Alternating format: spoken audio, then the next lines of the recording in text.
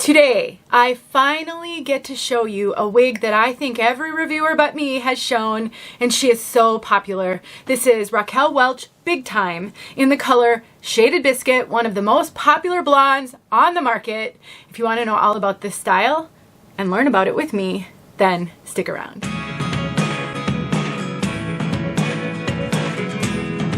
My name is Denise. I'm also known as Hey Wig Sister on Instagram and Facebook. I'm partnering with Name Brand Wigs to bring you this review. They sent me Big Time so I could show you, and I'm so grateful. I hear about this wig all the time and I've never tried her, and so it's hard when I get questions about wigs that I've never seen in person. And I'm really glad I get to see this one. Name Brand Wigs is a wonderful online retailer. They carry all the major name brands. I will put a link to this piece in the description and a coupon code that will save you 30% on this one and all Raquel Welch wigs and most of the other brands. Let's take a look at this one from all sides.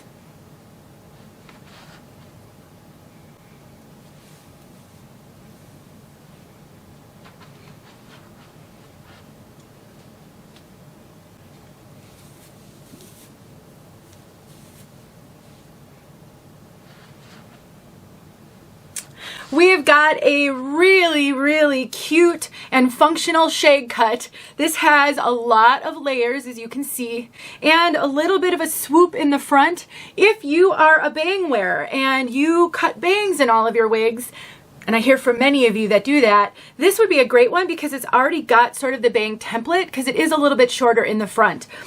For those of you who have maybe never tried to cut bangs in your wigs, I actually have a video where I show you how to use a thinning razor to trim up bangs. It is really foolproof. You don't have to have a steady hand or even any skill. And if you get a piece where the bang is just a little too long, but it kind of already exists, even better. I'll link it below. One thing that I think makes this wig unique in the Raquel Welch line is it has a fair amount of Permatease. On the top right here, on the sides, I can feel the Permatease. I've had wigs with a lot more Permatease than this one has, but it absolutely has it and I can feel it. And what it does is it helps to kind of give a little bit of volume on the sides, which I think is so flattering and really plays up these layers. So without any of that Permatease, the layers on this piece would fall really flat. And so there are certain haircuts and styles. I'm holding it on so I don't pull it off, but let me just kind of get these bangs up and away. There's certain haircuts and styles that I think benefit tremendously from Permatease. This is one of them, with all of these layers, and kind of gives you it's not a wavy piece, but the way that they've cut these layers, it really does flatter this haircut. We do have a lace front, and of course it is excellent. Raquel Welch makes fantastic lace fronts. Very natural looking, and you can see they brought all of those highlights to the front, which is very common. So if you're someone who likes to pull the hair up off your face, if you get a light color like this, be aware there are going to be a lot of super light highlights in the front, which can actually make the color look a lot lighter than it might otherwise, especially if you're highlighting them by pulling all the hair up off your face.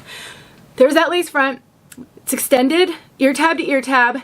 A full mono top, otherwise known as a monofilament top. That is free parting space all on the top, so you can change the part on this one.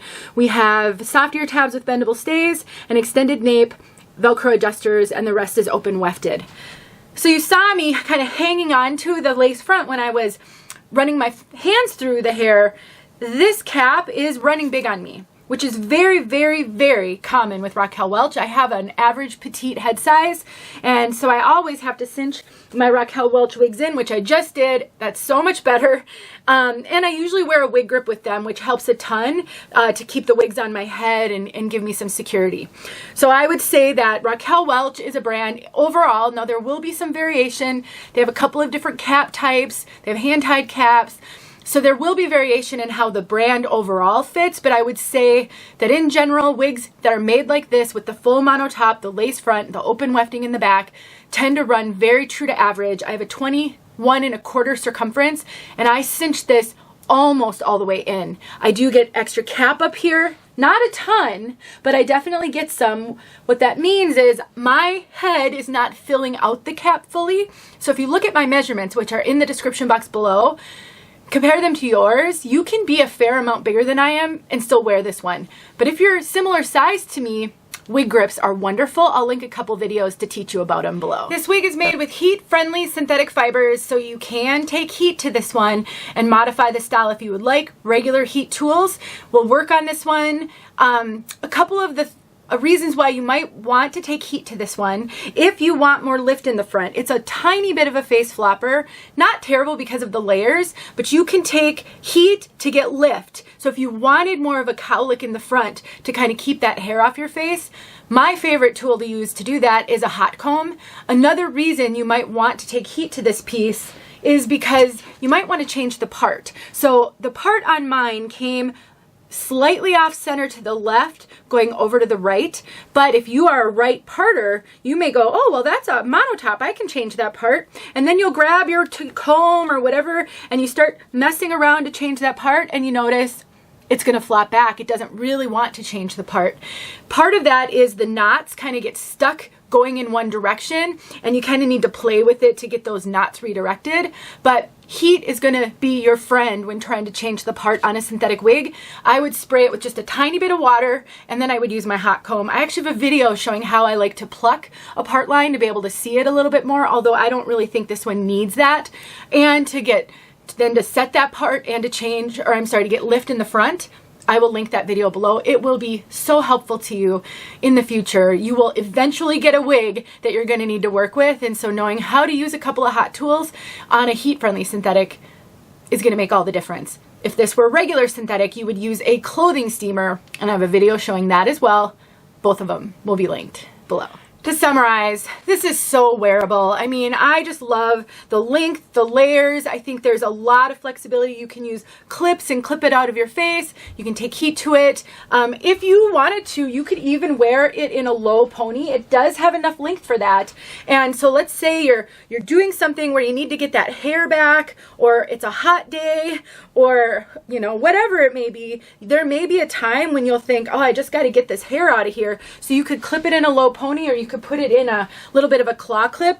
You could do a little short little twist with the claw clip, and then you could just work with that front, maybe do a little tucking, pull some of the fringe forward. I do think this one is going to be so flexible in that way. So it's not too long, but it's just long enough that you'll be able to do some styling with it if you'd like. Shaded Biscuit is one of the most, if not the most popular blonde on the market. I hear about it all the time. And as a natural brunette, even I love Shaded Biscuit. Now, the code on this one is RL19/23SS. When you see a wig in the Raquel Welch line of wigs that has an SS on it, that's shadow shades, and it means it's rooted. So this is a rooted blonde. If you didn't already know, you can totally tell. And we've got, it's kind of like a platinum with some really dynamic highlights. Very much a neutral color.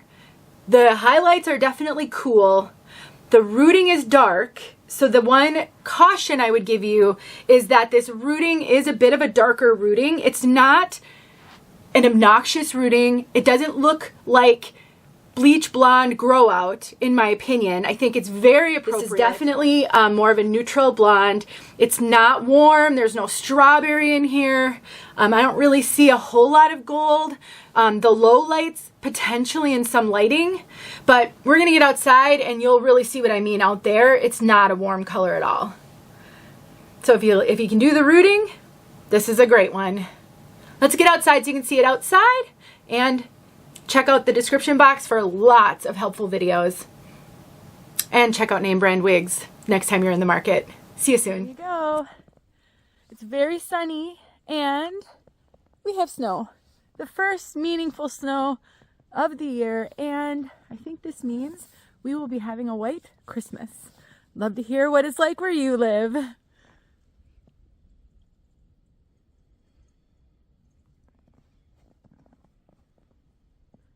There's that root. It's always amazing how dark roots lighten up quite a bit outside. It's like the shadows that make a color look darker aren't as shadowy when you get outside. Love this color though. There you go. See you soon.